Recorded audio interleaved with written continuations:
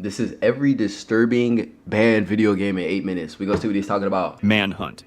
Manhunt, a stealth game developed by Rockstar North in 2003, is centered around a death row inmate named James Earl Cash, who believes he is going to get executed by lethal injection. However, Cash only gets sedated, and he awakens to an unknown voice who calls himself the Director. The Director is actually a former film producer from Los Santos, the same city as the GTA universe, who produces for a snuff film ring. He tells... Wait, how did they do that? How did they make a connection? Was this game made by Rockstar? Wait, did he say that? Did he say that and I missed it? Hold on. L reacts. Wait, is it a react? Am I a reactors? Am I a reactor? He just said that.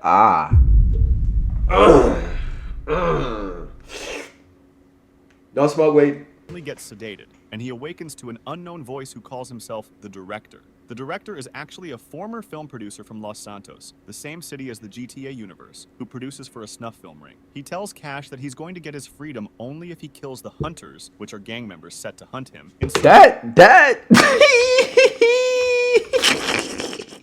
This gang looks a little familiar, though. This gang looks familiar, be honest. Be honest. What gang, though? I don't know. I think it has 3 letters. In certain parts of Carcer City, where cameras are placed to gather footage for his film. The game has brutal ways of defeating the enemies, such as using plastic bags, various guns, etc. And it was even deemed the most violent game ever made by the Chicago Tribune. It's this focus on brutality that got the attention of U.S. Representative Joe Baca, who was the sponsor of the legislation. Sasi Baca. On brutality that got the attention of U.S. Representative Joe Baca, who was the sponsor of a legislation to fine those who sell adult-themed games to players younger than 17. This brought the game to the media's attention, and it started receiving backlashes, such as the bans in New Zealand and Australia. Postal.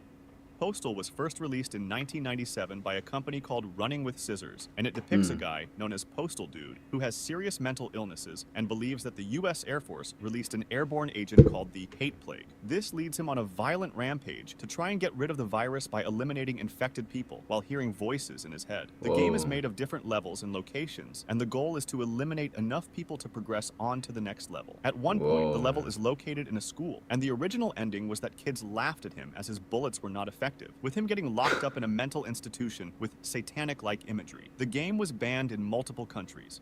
Custer's Revenge. What the fuck? I don't even Hakeem Tua. I'm about to ban you. What? So he made a school shooter game. Next. Developed by Mystique in 1982, a company specialized in adult games, this game depicts Lieutenant Colonel and Brevet Major General George Armstrong Custer, a famous American cavalry commander mostly known for his wars against Native Americans, wearing nothing but his hat. This is because the goal of the game is to cross a field to reach a Native American woman tied to a pole while avoiding the falling arrows. Once you reach her, you're supposed to spam the action button to do exactly what you're thinking about. The game was sold in a sealed package labeled "Not for sale to minors," and it cost the equivalent of $160 in 2023. The game's literature even stated, "If the kids catch you and should ask, tell them Custer and the maiden are just dancing." The president... Just dancing. Bro,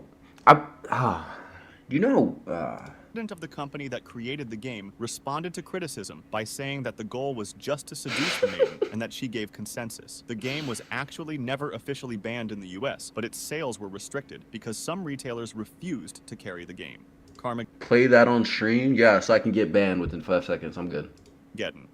In this 1997 vehicular combat game, the player races a vehicle against several other computer-controlled competitors in various settings, but with a twist. The player has a certain amount of time to complete each race, and more time may be gained by collecting bonuses, damaging the competitors' cars, or most controversially, by running over pedestrians. The race can either be won by arriving first, destroying every car, or eliminating every pedestrian on the level. This game was highly controversial at the time, and it got banned in Germany, Brazil, and even the UK for a short period of time. Y'all weak, bro. Why y'all banning games for, bro? It's basically GTA. The game was basically just GTA before GTA. Running over pedestrians, racing, destroying cars. That's GTA. What are we crying about? What are we crying about? Kamal's always crying. I've never cried. Harold's people, yeah, they're soft. Soft. It was censored by replacing humans with robots and zombies with Weak. black oil and green blood. Weak. KZ Manager.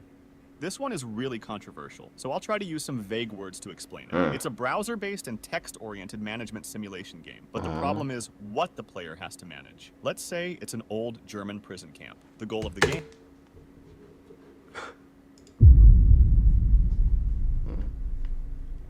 Lurking and W Lurkish, my boy. Old camp. Harold. Harold.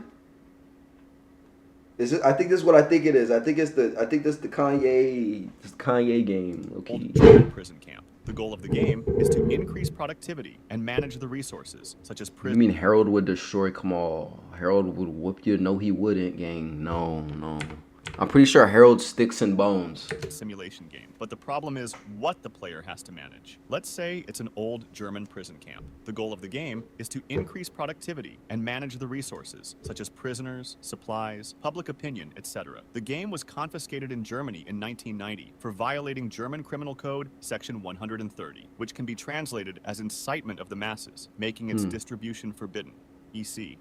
I won't even say the complete name of this game because it's pretty bad in itself, so let's just explain what it's about. It's a 2002 FPS produced by a group that, let's say, especially likes the color white, and not so much the other ones. In the game, the player traverses 2 levels to eliminate stereotypically depicted people from various parts of the world. The game was released on Martin Luther... Wait, it gets worse. Oh my goodness, it gets worse and worse.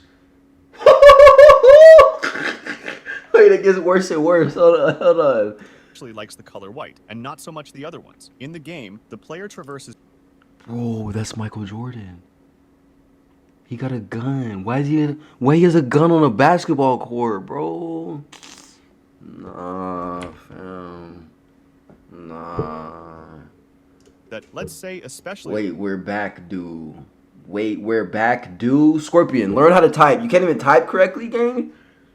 likes the color white, and not so much the other ones. In the game, the player traverses 2 levels to eliminate stereotypically depicted people from various parts of the world. The game was released on Martin Luther King Jr. Day and was sold for $14.88, both numbers being references to slogans and precepts made by those people who especially love the color white. The crazy thing is that, even though the game experienced restricted sales because mainstream platforms didn't want to carry it, the game is not officially banned in the US. The Guy Game. This one that makes sense, you know what I'm saying? US based game. You know what I'm saying? I didn't disappear for 5 months, gang. I'm right here. Who's Andrew Garf? I don't laugh like Andrew Garf. I don't know. Wait, actually, I can't even say that. I don't know how Spider-Man laughs. I don't know how Spider-Man laughs. I remember this one. I don't. His face looks familiar. Where were you, bro? Hey, Scorpion, I was out, you know what I'm saying? I was doing what I had to do, you know what I'm saying? Doing what I had to do. It's bad for one detail. Oh, okay. Like we didn't know that yet. We didn't know that yet. None of us knew that yet. It's not in the video titled "Every Disturbing Bad Video Game" name. It's not.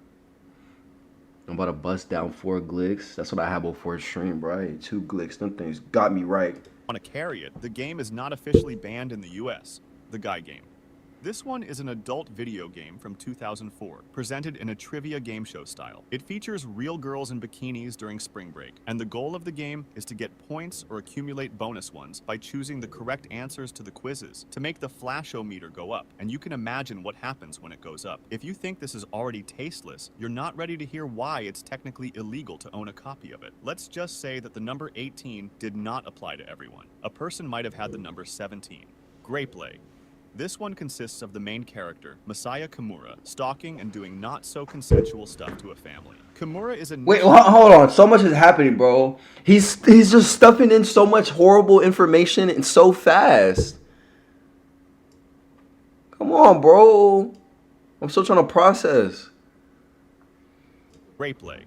This one consists of the main character, Masaya Kimura, stalking and doing not-so-consensual stuff to a family. Kimura is initially arrested for doing bad stuff to a woman at the start of the game, and once he gets out of jail, he seeks vengeance on the girl and her family, including her little sister and her mother. Most of the game is played in the usual 2D visual novel format, but there are 3D segments where the mouse acts as Kimura's hand to touch and trigger different responses from the characters. After the cursor has been used a lot of times, the characters even lose their clothes and cover themselves. The game is completed when Kimura's mission has been achieved with all 3 characters. After that happens, Kimura reveals his plans to make them all, let's say, unpaid workers. There are 2 endings in this game, the black ending and the red ending. In the black ending, Kimura has a kid with one of them, but he gets killed in a subway when he gets pushed on the rails. In the red ending, Kimura gets eliminated by one of the girls, who was seeking revenge. Initially, this game didn't cause much uproar in Japan, but that changed once British Member of Parliament Keith Vaz, in 2009, emphasized how bad it was, wanting to bring the issue into the British Parliament to prevent the game from being sold.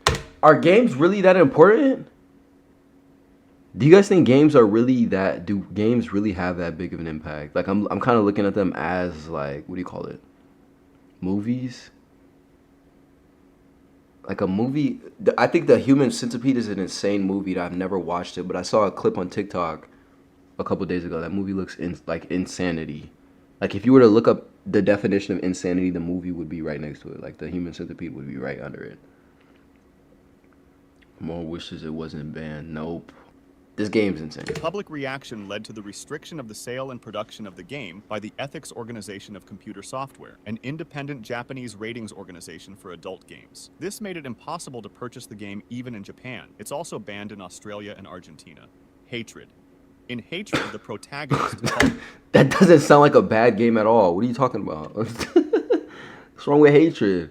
The antagonist is a man who despises humanity and wants to embark on what he calls a crusade. The goal of this crusade is to eliminate as many people as possible before he himself is taken down. The developer described Hatred as a reaction to video game aesthetic trends such as political correctness, politeness, vivid color, and games as art. For this reason, the game is mostly black and white. This game looks super familiar.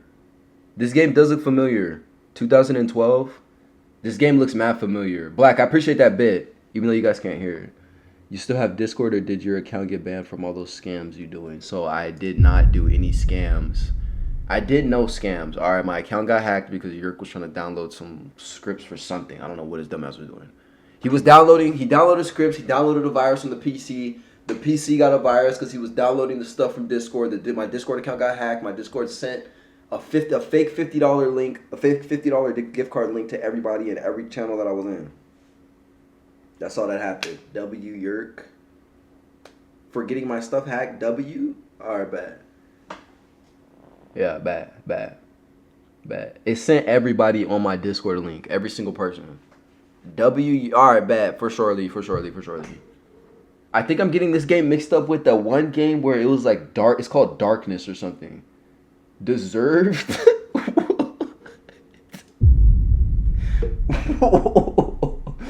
It was an inside job. Yerk knew the whole time. His got hacked too, though.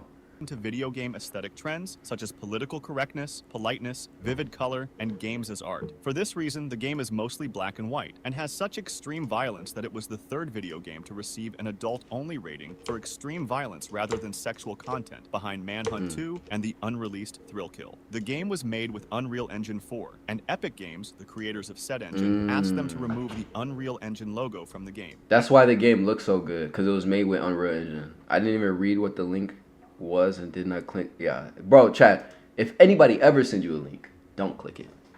Just don't click the link, bro. At one point, it even got removed from Steam, but it was reinstated after some time with a personal apology from Gabe Newell. 177. This Prostitute game takes game. its name after a Japanese legislation paragraph that forbids the R word, and it consists of jumping through obstacles and other characters while following a fleeting girl. If the protagonist reaches the girl, after the bad thing you can imagine, the game shows a picture of him and the girl married. If the protagonist doesn't reach the girl, she reaches her home and calls the police. Manhunt 2. Even after... Was that just like a kidnapping game? Oh, it was kind of bad. Click this viruslink.com. Yeah, everybody just click it. Everybody click that right now. You'll get $1 million if you click that the link. controversy. No.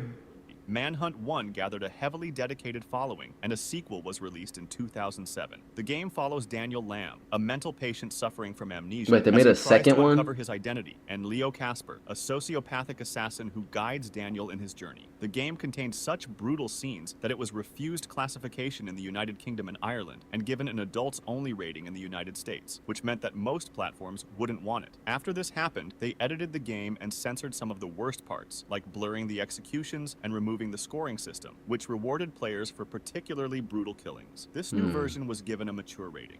If you want to discuss this video or suggest an idea for the next one, join my Discord. Dang, those were a lot of games. I wish he went a little bit more in depth into the games, like maybe a little bit more gameplay and like, I don't know.